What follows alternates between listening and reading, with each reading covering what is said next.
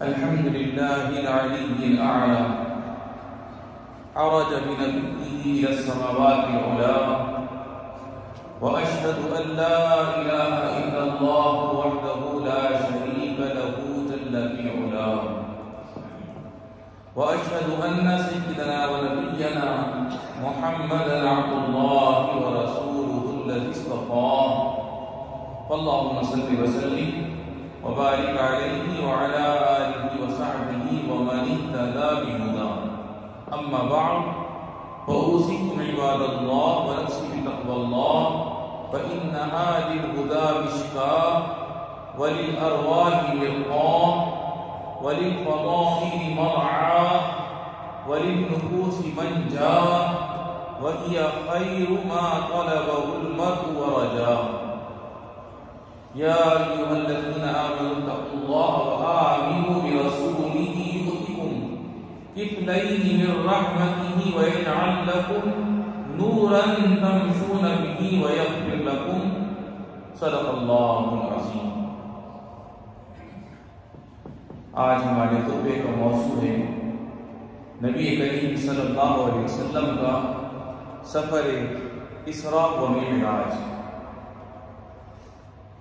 نبی رحمت للعالمین صلی اللہ علیہ وسلم سے محبت رکھنے والوں بلا شبہ اسراء اور معراج اسلامی تاریخ کا ایک عظیم الشان واقعہ ہے. اس کی تفسیر یہ ہے کہ منصب نبوت پر فائز ہونے کے بعد ایک رات نبی کریم صلی اللہ علیہ وسلم مکہ مکرمہ میں تشریف فرماتے ہیں کہ آپ کے سامنے تاریکی کے درمیان اچانک ایک نور پھوٹا. وہ حقیقت میں وحی کے امین فرشتہ جلیل حضرت جبرائیل علیہ السلام تھے، جو اس لیے حاضر ہوئے تھے تاکہ نبی کریم صلی اللہ علیہ وسلم کے ہم سفر بنے من المسجد الحرام الى المسجد الاقصى. اور آمد صلی اللہ علیہ وسلم کو راتوں رات مسجد حرام سے مسجد اقصی تک اپنے ساتھ لے جائیں، پھر مسجد اقصی سے بلند و بالا آسمانوں کی سیر کریں اور وہاں آپ صلی اللہ علیہ وسلم کو اپنے رب کریم مولائے عظیم سے ملاقات کا اعزاز حاصل ہو. یقیناً اسراء اور معراج آپ صلی اللہ علیہ وسلم کا ایسا عظیم الشان معجزہ ہے جس کا سمجھنا انسان کے بس میں نہیں، اور اس کی حقیقت تک پہنچنے سے عقل انسانی عاجز ہے. لیکن اہل ایمان معراج کی تدبیر کرنے والے اللہ جل جلالہ کی قدرت پر ایمان رکھتے ہیں اور صاحب معراج صلی اللہ علیہ وسلم کی صداقت پر یقین رکھتے ہیں. باری تعالیٰ جل جلالہ کا فرمان ہے ما ضل صاحبكم وما غوى وما ينطق عن الهوى ان هو الا وحی یوحی.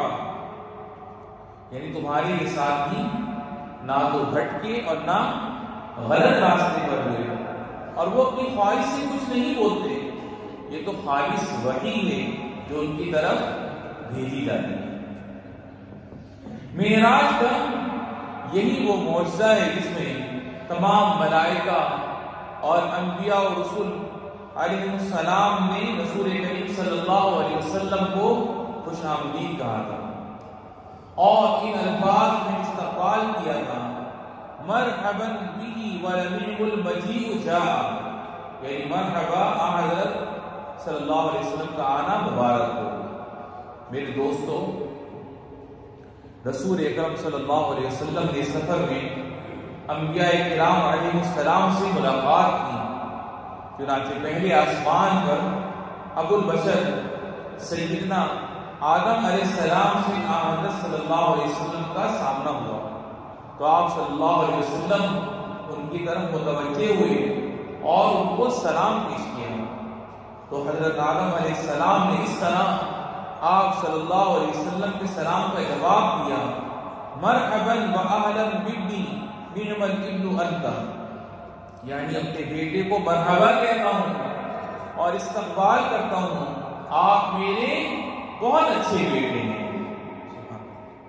اس کے بعد حضرت جبرائیل علیہ السلام حضرت صلی اللہ علیہ وسلم کو ساتھ دے کر آگے بڑھتے رہے اور ایک آسمان کے بعد دوسرے آسمان پر چڑھتے رہے. اس دوران آپ صلی اللہ علیہ وسلم نے حضرت یوسف علیہ السلام, حضرت عیسیٰ, حضرت یحییٰ, حضرت ادریس, حضرت ہارون اور حضرت موسیٰ علیہ السلام سے ملاقات کی. سب نے اس طرح آپ صلی اللہ علیہ وسلم کا استقبال کیا, مرحبا بالنبی الصالح والاخ الصالح, یعنی نیک نبی اور نیک بھائی آپ کا آنا مبارک ہو. پھر آپ صلی اللہ علیہ وسلم نے سیدنا ابراہیم علیہ السلام سے ملاقات کی. وہ ساتویں آسمان میں تشریف فرما تھے. سیدنا ابراہیم علیہ السلام شکل و صورت میں ہمارے نبی جمیل صلی اللہ علیہ وسلم سے بہت زیادہ مشابہ تھے. اس وقت ان کی کیفیت تھی مسندن ظہرہ الی البیت المعمور, وہ بیت معمور کی طرف پشت کر کے ٹیک لگائے بیٹھے تھے. واضح ہو کہ البیت المعمور آسمان والوں کا قبلہ ہے. بہرحال نبی کریم صلی اللہ علیہ وسلم نے فوراً حضرت ابراہیم علیہ السلام کو سلام پیش کیا تو انہوں نے آپ کے سلام و احترام کا جواب دیا.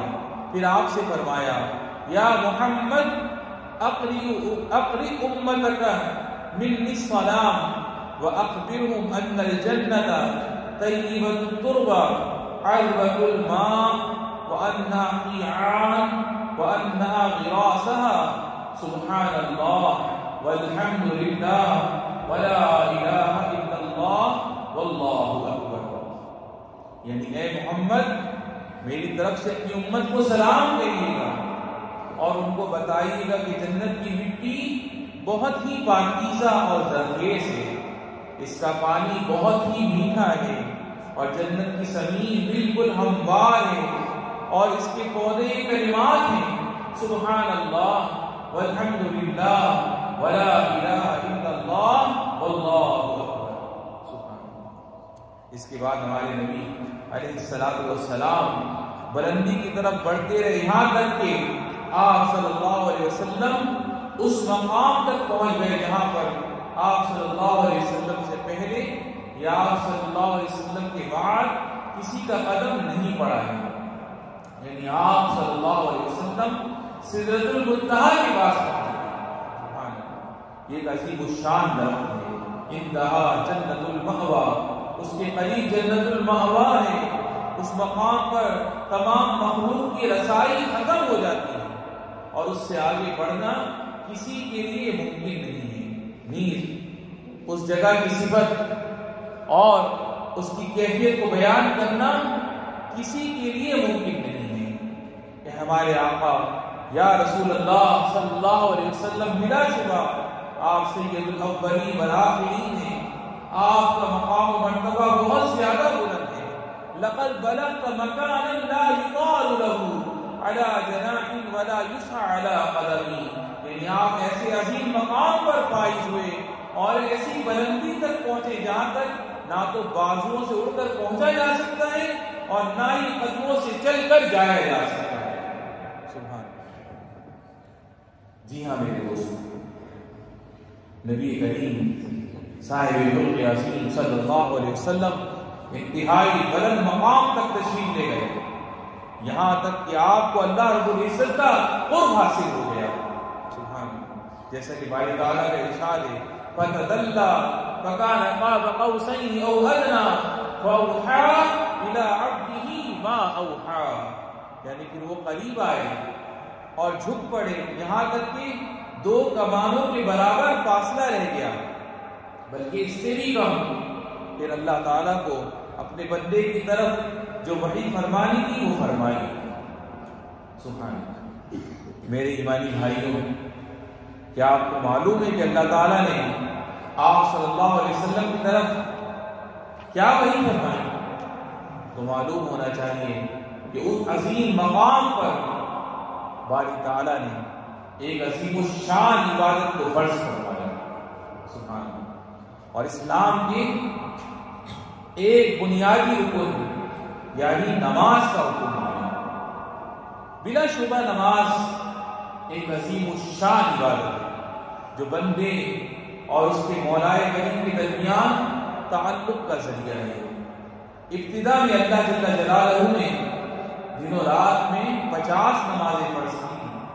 چنانچہ نبی کریم صلی اللہ علیہ وسلم نے ارشاد ہے فرجعت حتى امر بموسى فقال موسى ما الذي فرض ربك على امتك قلت فرض عليهم 50 صلاة قال فرجع ربك فإن امتك لا تطيق ذلك. یعنی میں بارگاہ الہی سے واپس ہوا یہاں تک کہ میں حضرت موسیٰ علیہ السلام کے پاس سے گزرا تو انہوں نے مجھ سے دریافت کیا کہ آپ کے رب نے آپ کی امت پر کون سی عبادت فرض فرمائی ہے. تو میں نے بتایا کہ اللہ رب العزت نے ان پر 50 نمازیں فرض کی ہیں. تو حضرت موسیٰ علیہ السلام نے فرمایا اپنے رب کی طرف واپس جائیے کیونکہ آپ کی امت ہر روز 50 نماز کی طاقت نہیں رکھتی. چنانچہ آپ حضرت صلی اللہ علیہ وسلم نے متعدد بار اپنے رب کی طرف رجوع کیا اور ہم پر رحمت و شفقت کے لیے اللہ جل جلالہ سے نماز کی تعداد میں کمی کی درخواست کی. یا رب ان امتی ضعفاء اجسادهم وقلوبهم واسماعهم وابدانهم فخفف عنا. یعنی اے میرے رب میری امت کے جسم اور ان کے دل بہت کمزور ہیں، نیز ان کی سماعتیں اور ان کے بدن ضعیف ہیں، بس ہم پر آسانی فرما دیجیے. تو رب ذوالجلال والاکرام نے فرمایا ہی خمس وہی 50 لا يبدل القول لدی. یعنی یہ ادائیگی میں 5 نمازیں ہیں جبکہ ثواب میں 50 ہیں. میرا فیصلہ تبدیل نہیں کیا جاتا. انی قد امضیت فرضیدتی وخففت عن عبادی واجزی الحسنۃ 10.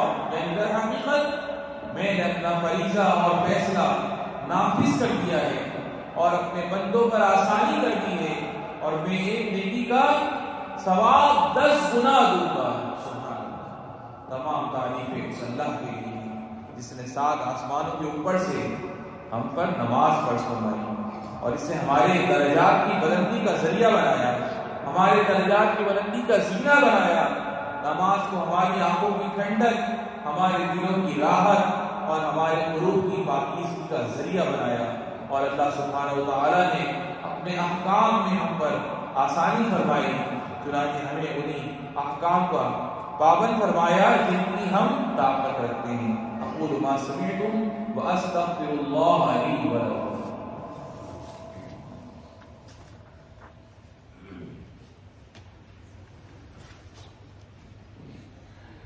الحمد للہ حمدا کثیرا کما امر والصلاة والسلام على سيدنا ونبينا محمد خير البشر ما اتصلت عين بنظر او سمعت اذن بخبر وعلى آله وصحبه والتابعين الغرر. اسراء اور معراج پر ایمان رکھنے والوں، رسول اکرم صلی اللہ علیہ وسلم نے معراج کے سفر میں قدرت الہی کی عظیم الشان نشانیاں دی تھی. جیسا کہ باری تعالیٰ کا ارشاد ہے من آیات ربہ الکبریٰ، یعنی اپنے رب کی بڑی بڑی نشانیوں میں سے انہوں نے بہت کچھ دیکھا.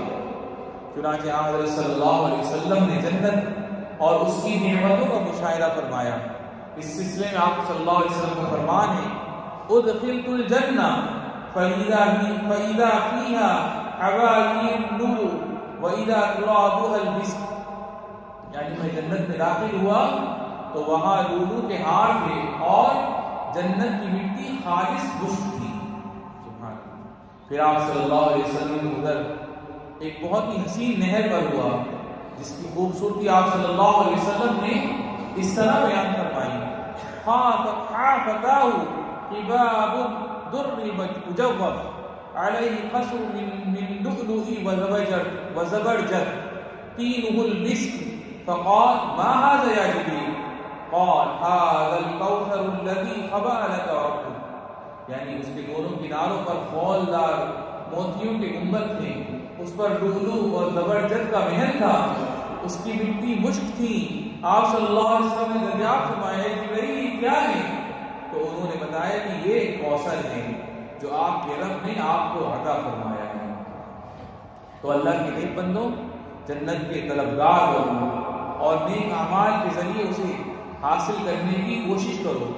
کسی نے کیا خوب کہا ہے: اعمل لدار غد ورضوان خازنها والجار احمد والرحمن بانيها قصورها ذهب والمسك طينتها والزعفران نبات مزهر فيها.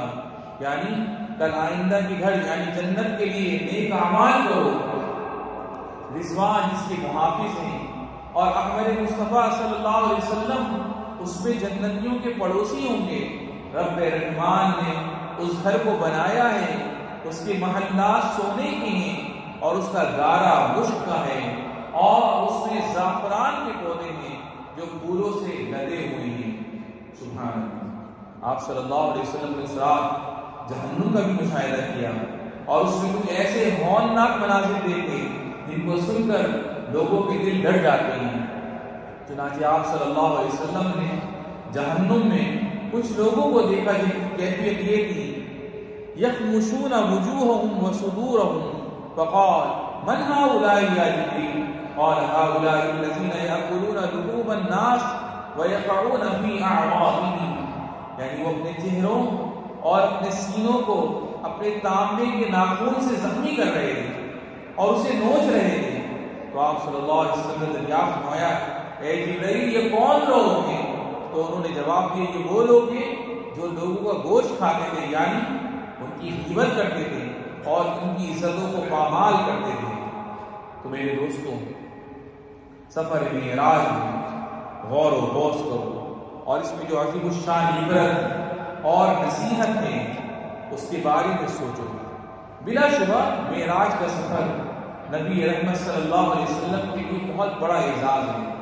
اس سفر میں آپ حضرت صلی اللہ علیہ وسلم کو 3 عظیم الشان نعمتیں عطا کی گئیں: الصلوات الخمس وخواتیم سورۃ البقرہ وغفر لمن لم یشرک باللہ بامتی شیئا.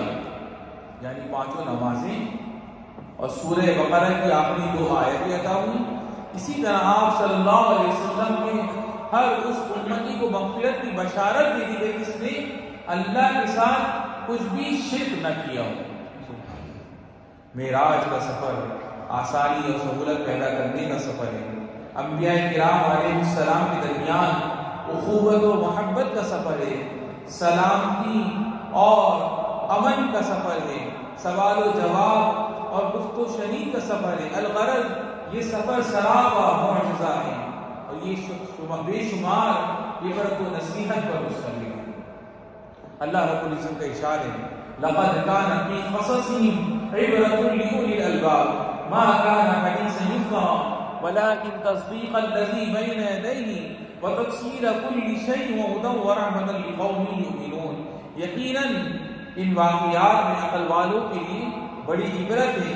یہ کوئی ایسی بات نہیں ہے جو جھوٹ موٹ گھڑ دی گئی ہو، بلکہ اس سے پہلے جو کتابیں آ چکی ہیں ان کی تصدیق ہے اور ہر بات کی وضاحت ہے، اور جو لوگ ایمان لائے ہیں ان کے لیے ہدایت اور رحمت کا سامان ہے. اللہ رب العزت سے یہی دعا ہے کہ رب العالمین حضور اکرم صلی اللہ علیہ وسلم کی معراج کی برکتیں ہمارے شامل حال کریں اور ہمیں ہمارے والدین بہن بھائی بیوی بچوں کو صحت و سلامتی اور عافیت والی زندگی عطا فرما، اور جن کے والدین اور جن کے بہن بھائیوں میں جو بھی تیری بارگاہ میں چلے گئے رب العالمین ان سب کی بے حساب بخشش و مغفرت فرما. هذا وصلی اللہ وسلم وبارک علی سیدنا و نبینا محمد